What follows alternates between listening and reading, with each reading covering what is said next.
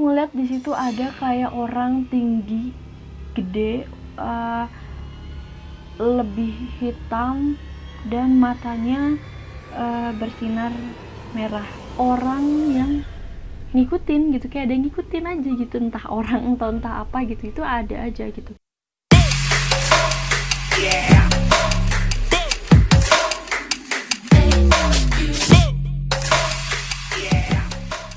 Balik lagi di channel aku, dan kali ini aku bakal melanjutkan cerita aku sewaktu aku mendaki gunung. Tapi bedanya aku akan menceritakan kejanggalan-kejanggalan apa yang aku alami ketika aku turun. Tapi sebelum itu jangan lupa like, comment, share, and subscribe.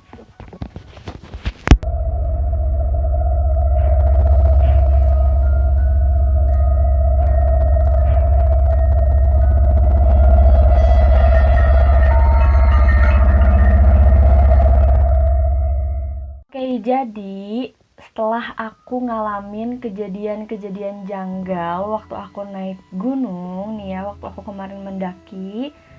Nah, hari berikutnya setelah aku camp, terus aku ketemu sama kelompok aku yang kedua karena mereka memutuskan untuk summit di pagi hari. Mereka meninggalkan barang-barangnya di pos 3. Akhirnya kita ketemu di puncak. Nah, saat itu aku kira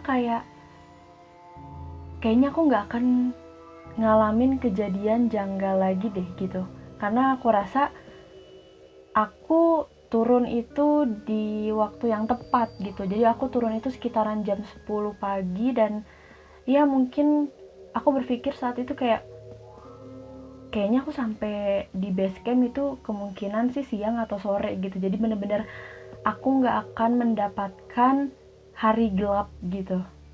Jadi aku nggak butuh headlamp, aku nggak butuh center, so aku tenang dan fun-fun aja. Nggak cerita nih, jadi setelah kita berkumpul di puncak, akhirnya kita lihat sunrise dulu, terus kita sempet makan-makan dulu, kita masak-masak dulu untuk mengisi tenaga ya, supaya kita kuat nih melakukan perjalanan turun. Terus kita sempet ya foto-foto dulu gitu, terus ya ngobrol dulu apa segala macam, menceritakan hal yang kelompok 2 ini alamin sewaktu mereka summit di pagi hari gitu. Tapi kita belum menceritakan apa yang kita alami saat kita mendaki gitu, yang kelompok aku ini. Jadi kayak ntar deh, kita nunggu setelah kita di bawah atau setelah kita pulang baru kita ceritakan gitu, karena kita rasa kalau kita cerita sekarang itu nggak akan aman. Akhirnya setelah kita beres makan, kita foto-foto, terus kita berkemas, kita memutuskan untuk turun. Pada saat kita turun itu kita semuanya bareng-bareng, jadi ber-13 orang kita turun ke pos 3 gitu. Nah, untuk kelompok aku itu yang kelompok 1, karena kita camp di puncak, jadi kita bawa barang-barang gitu. Kita bawa carrier yang isinya tenda, tapi mungkin sedikit lebih ringan karena kita sudah menghabiskan makanan-makanan kita dan minuman-minuman kita. Alhasil carrier yang kita bawa itu lebih ringan. Sedangkan yang kelompok 2, karena mereka meninggalkan barang-barang mereka di pos 3, jadi mereka bener-bener ya cuman bawa diri aja gitu loh. Nah, singkat cerita kita sudah sampai di pos 3 dengan aman, selamat, tanpa ada kejadian janggal apapun gitu. Terus kita sempat istirahat dulu di sana, kita recharge dulu energi kita. Terus kita sempat ngobrol-ngobrol sedikit gitu, sambil kita cek-cek lagi barang bawaan kita. Terus kita bantuin kemas yang kelompok 2. Akhirnya setelah itu kita melanjutkan perjalanan ke pos 2. Tapi saat itu kita memutuskan untuk nggak bareng-bareng gitu loh guys. Jadi kita dibagi beberapa kelompok. Terus kita udah tanpa porter. Jadi porter itu udah pada pulang duluan mereka. Terus mungkin karena udah ngerasa safety, udah ngerasa aman nih dari pos 3 ke base camp, itu kayak kita udah tinggal ngikutin jalur, dan jalurnya sudah tidak serumit ketika dari puncak ke pos 3. Jadi kita dibiarkan untuk sendiri-sendiri gitu. Nah, setelah porter-porter udah pada turun, akhirnya kita dibagi 3 kelompok. Kan kita 9 orang tuh. Jadi kita dibagi 3 kelompok, 3 orang 3 orang. Terus aku itu kebagian di kelompok kedua. Jadi kelompok satu tuh udah jalan duluan, mereka cowok-cowok semua. Terus yang kelompok kedua itu cowok aku sama sahabatnya, kita melanjutkan juga turun. Nah, di sini itu kita karena kita cuman bertiga, jadi kita nggak tahu cerita dari kelompok lain gitu. Jadi aku bakalan cerita apa yang aku alamin sama kelompok aku dari pos 3 sampai base camp. Kemas dan berdoa, akhirnya kita melanjutkan dari pos 3 ke pos 2. Jadi karena cuacanya bagus, terus kita saat itu kan siang hari gitu ya, kita berpikir di situ bahwa santai aja deh gitu, kayaknya kita nggak akan menemukan kejanggalan-kejanggalan kayak waktu kita naik gitu. Ya udah, kita ketawa-ketawa, kita sambil ngobrol gitu, terus ya pokoknya have fun aja di situ. Tapi saat itu kita sempat break di pohon yang sebelumnya kita sempat break juga waktu kita mendaki. Dan di pohon itu kan kita dikasih tahu kalau kita nggak boleh pakai warna merah. Aku inget banget, itu pohonnya gede banget, terus rindang, terus di bawah pohonnya tuh kayak ada landai-landai sedikit gitu loh buat kita bisa duduk di situ. Nah, kita tuh duduk-duduk di situ, dulu kita break dulu, terus kayak santai ya gitu, supaya ya kita biar nggak terlalu capek deh gitu, kita jalannya pelan-pelan aja. Terus salahnya nih, kita sempet cerita tentang kejadian sewaktu kita mendaki. Kita cerita aja gitu dengan polosnya, kita cerita bahwa kemarin aku ngedenger suara, terus kemarin aku kayaknya diikutin deh, kayak gitu-gitu. Kita tuh bener-bener ngerasain itu dan kita menceritakan hal itu saat itu juga. Itu kesalahan kita, guys. Kita juga sempet satu pikiran gitu, kita berpikir bahwa kayaknya mantep nih kalau misalkan kita ngecamp sehari lagi gitu, karena kalau kita ngecamp sehari lagi itu kan pas banget di malam tahun baru, jadi kayak kita bisa ngeliat fireworks gitu di atas, terus kayak bisa malam tahun baruan di puncak gitu. Tapi gak lama dari situ tiba-tiba gak ada hujan, gak ada pertanda apapun ya, kayak ada angin besar banget. Itu kayak anginnya tuh kayak nonjok badan gitu loh guys, sampai si sahabatnya cowok aku ini kayak terpental ke depan gitu loh. Itu kita nggak ngerti, dari situ kita cuma bisa saling tatap, dan saat itu juga kita memutuskan untuk oke, kita nggak akan ngecamp sehari lagi, terus kita pulang sekarang juga. Akhirnya kita melanjutkan perjalanan, dan di situ kita udah nggak ketawa-ketawa, kita cuma ngobrol seadanya sedikit gitu, kayak untuk ya seenggaknya mencairkan suasana gitu loh guys. Tempatin tadi sampai kita jalan ke pos 2 ini, kita juga sempat kayak diskusi gitu bahwa kok anginnya aneh ya gitu. Itu bener-bener gak mendung sama sekali, itu bener-bener cerah, terang benderang, tapi kok anginnya tuh kayak angin badai gitu, dan kayak bukan angin alam, tapi kayak angin yang memang pertanda bahwa cepat balik, cepat pergi dari sini, kayak angin itu. Terus udahlah, kita kayak mau melupakan itu dan kita melanjutkan perjalanan kita nih. Tapi guys, saat itu kita sempat kehilangan arah gitu. Jadi di tengah-tengah perjalanan mau ke pos 2 itu tuh ada jalan bercabang, itu antara lurus sama belok ke kiri. Nah, yang lurus ini jalanannya itu agak sempit, terus gelap banget. Aku aneh itu kenapa gelap banget. Terus atasnya itu kayak tertutup sama pohon bambu-bambu gitu, kayak jembatan gitu, bambu-bambu. Terus kayak kita tuh masuk ke terowongan gitu loh. Nah, sahabatnya cowok aku ini bilang kayak kita lurus deh, kayaknya jalannya ke sana. Terus feeling aku di situ udah nggak enak banget, udah kayak nggak mungkin, kayak kita belok kiri. Enggak, kita lurus. Enggak, kita belok kiri gitu. Kita sempet debat sampai akhirnya tiba-tiba dari sebelah kiri ini ada 3 orang pendaki. Oke, alhasil kita tanyain deh sama si 3 pendaki ini. Kita tanya gitu kan, pakai ya bahasa Sunda gitu kayak, punten Kang teh, jalur pendakian Tapak Gerot itu kemana ya? Kita abis puncak dan ini kita mau turun gitu. Terus mereka bilang, bener kok teh, belok ke sebelah sini gitu. Oke, kita beloklah ke kiri, kita lurus terus sampai akhirnya badan kita berbalik. Si orang yang 3 ini, pendaki yang 3 ini gak ada guys, hilang.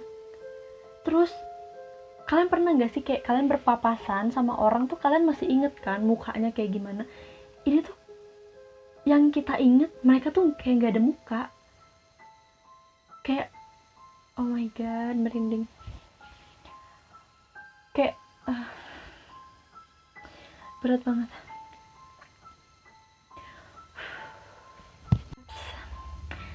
Jadi yang kita ingat saat itu adalah kita nanya sama siapa gitu. Terus yaudahlah, kita lanjutin aja perjalanan. Semoga ini jalannya bener dan kita enggak disesatkan. Akhirnya kita lanjutin deh tuh perjalanan.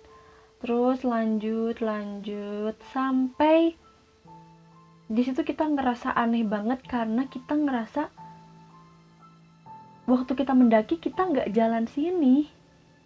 Terus di situ kayak ada kebun-kebun, jalannya agak turun gitu ya guys.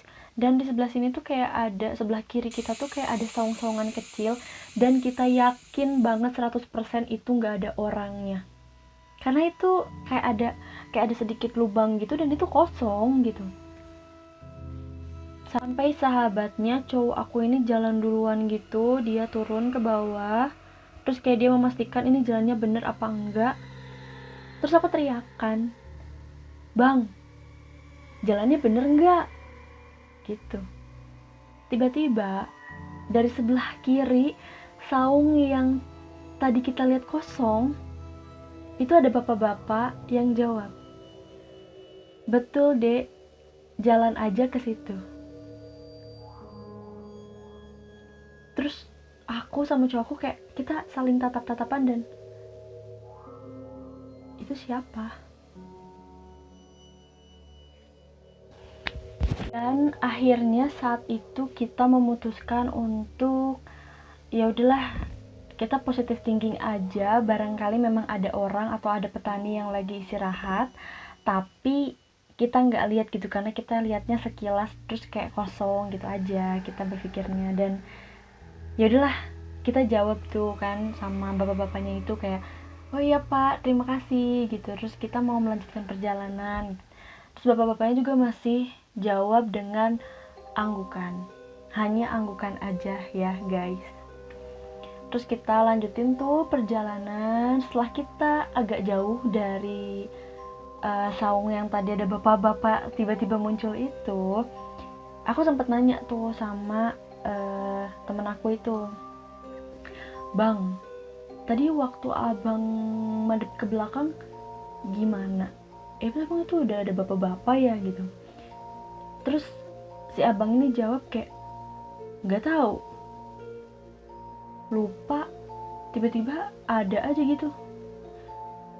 Ya udahlah, kita lanjutin aja perjalanan, kita nggak usah mikirin yang tadi. Oke, kita lanjutin perjalanan. Nah, tiba-tiba kita kayak disesatin gitu guys ke kebun pisang. Padahal waktu kita mendaki itu, waktu kita pergi, kita sama sekali nggak nemu kebun pisang. Terus kita kayak bingung gitu loh, serius nggak nih, jalannya beneran nggak nih, jangan-jangan kita disesatin sama bapak-bapak yang tadi gitu. Kayak kita udah seuzon duluan kan. Terus ini lebih aneh lagi guys, tiba-tiba jadi kan itu jalannya cuman kayak seorang gitu, sepetak gitu kayak di sawah gitu kan. Aku duluan, terus aku, terus si abang ini. Tiba-tiba nih setelah kita bertiga jalan gitu beriringan gitu ya, di belakang ada yang jawab, "Betul Dek, jalan aja ke situ. Ayo ikut bapak aja, bapak anterin." Terus kita sontak dong ngeliat ke belakang. setelah kita ke belakang itu kayak ada bapak-bapak kayak petani gitu, dia pakai kaos putih, pakai topi khas petani, terus dia kayak pakai celana pendek, bawa panggulan gitu, kayak mungkin entah habis nanam atau entah habis apa. Tiba-tiba dia jalan duluan gitu nyusul kita, terus dia bilang, ikutin bapak aja dek. Ya udahlah, kita ikutin aja. Nah, kita ikutin tuh bapak-bapak itu sampai ke kayak di pesawahan gitu. Terus bapak-bapaknya bilang gini, Ade nanti lurus aja terus belok ke kiri, kalau saya mau belok sekarang. Terus kita bilang, oh iya pak, terima kasih gitu. Bapak mau pulang? Kita nanya kan. Terus bapak-bapak itu jawab, iya dek, rumah saya di depan. Dan yang harus kalian tahu, waktu bapak-bapak nunjuk rumah saya di depan, itu kita nggak lihat rumah sama sekali. Itu bener-bener perkebunan yang luas banget. Terus kita kayak mikir, di depan di mana? Ah ya udahlah, cuman bisa berdoa semoga kita diselamatkan, itu aja.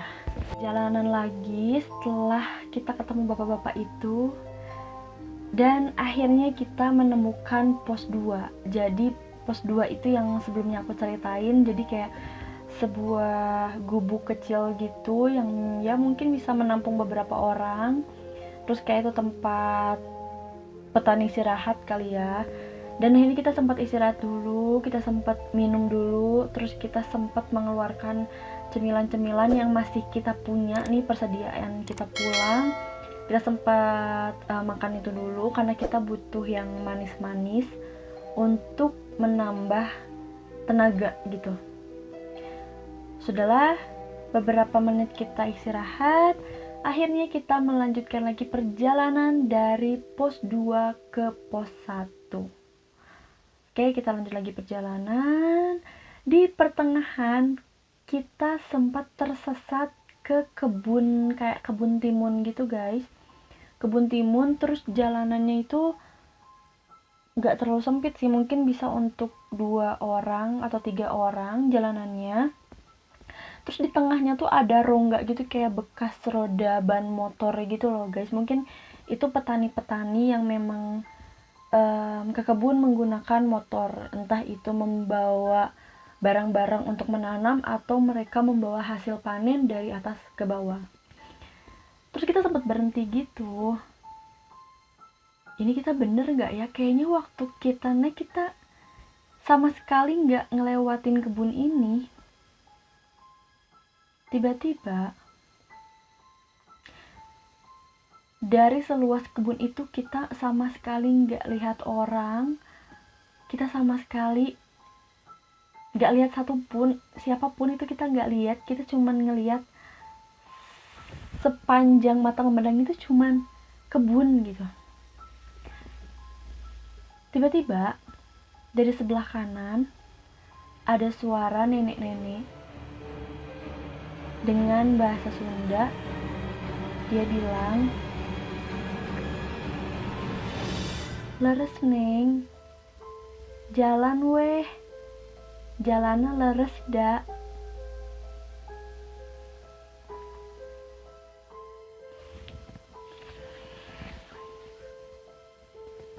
Di situ kita bertiga kaget bukan main.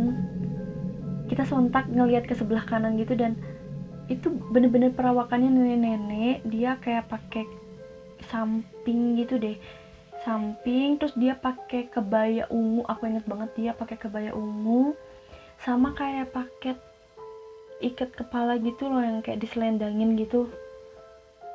Tiba-tiba muncul dari mana kita nggak tahu. Maksudnya gini loh guys, kalau misalkan situ ada orang, sekalipun dia jongkok atau dia lagi bungkuk, itu pasti kelihatan. Dan kita juga pasti bertanya gitu kalau misalkan kita ragu jalan yang kita ambil. Tapi ini tuh kita nggak ada sama sekali, dan itu tiba-tiba muncul. Ya udahlah, kita cuma jawab, oh iya, mohon bu, hatur nuhun.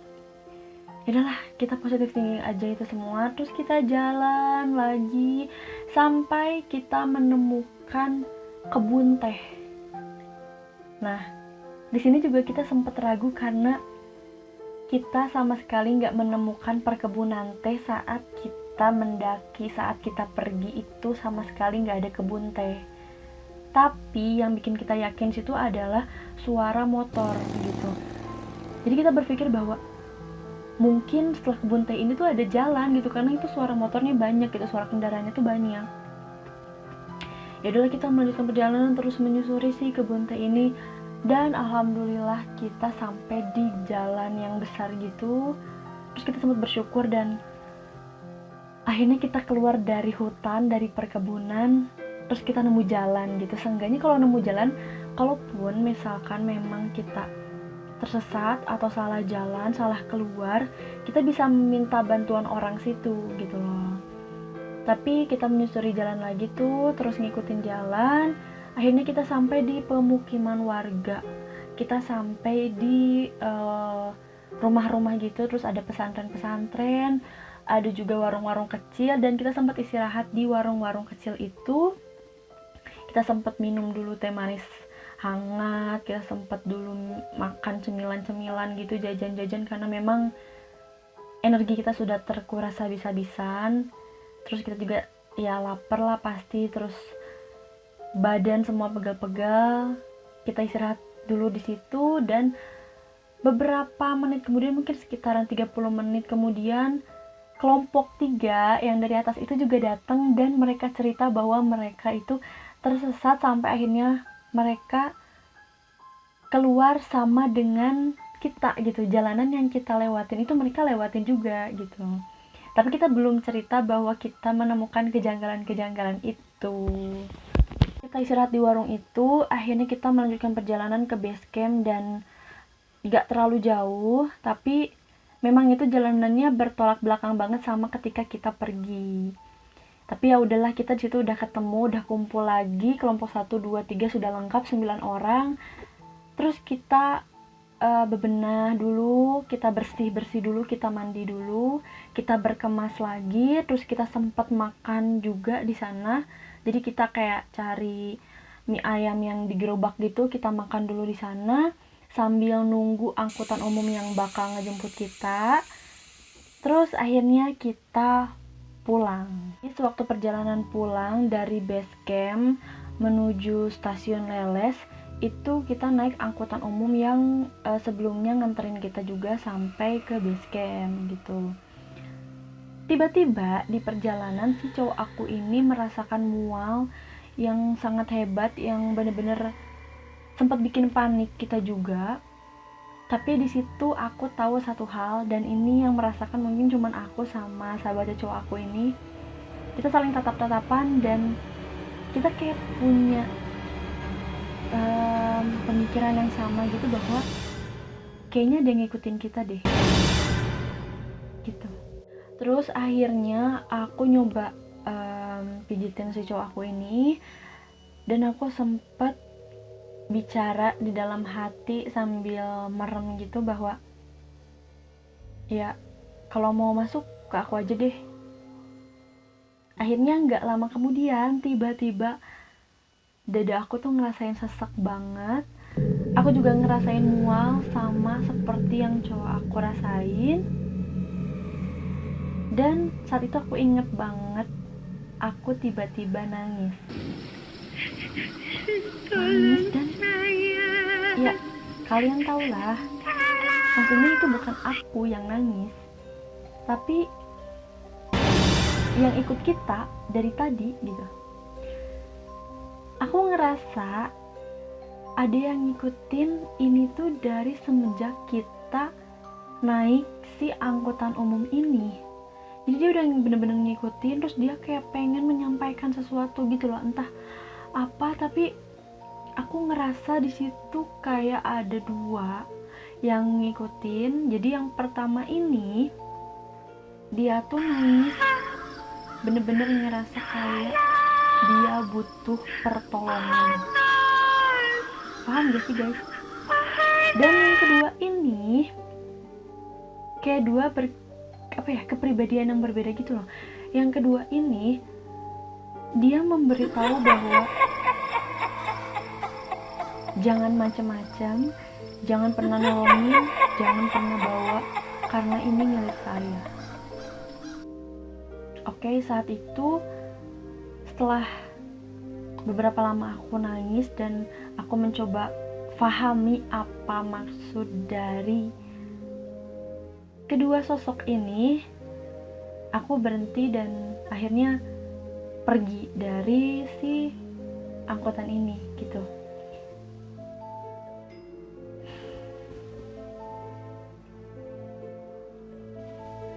Keadaan di dalam angkutan umum ini sempat jadi panik, sempat jadi tegang gitu. Terus teman-teman aku yang di dalam angkutan umum ini juga sempat kayak ngelihat aku tuh takut gitu. Tapi aku meyakinkan sama mereka bahwa udah nggak ada apa-apa, aman, nggak akan kejadian lagi. Pokoknya kalian nggak usah mikirin apa-apa, semuanya udah aman karena aku sudah mencoba berbicara gitu. Dan kalau buat aku sebenarnya hal yang seperti itu sih sudah biasa, tapi mungkin buat mereka kayak mereka baru pertama kali lihat, jadi mereka ngerasa shock gitu. Sampai ada temen aku yang cewek ini sempet, dia tuh kayak nggak mau deket-deket sama aku karena takut. Tapi ya udahlah, aku sudah meyakinkan bahwa nggak apa-apa, itu kayak ya udahlah, santai aja, nggak usah dipikirin gitu.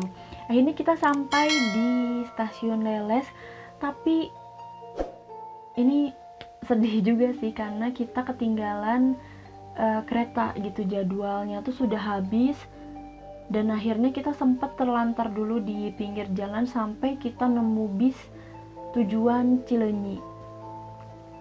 Nah, dari Garut ke Cileunyi itu sebenarnya jaraknya tuh nggak terlalu jauh ya, jadi cepet gitu loh, yang supir bisnya tuh cepet banget.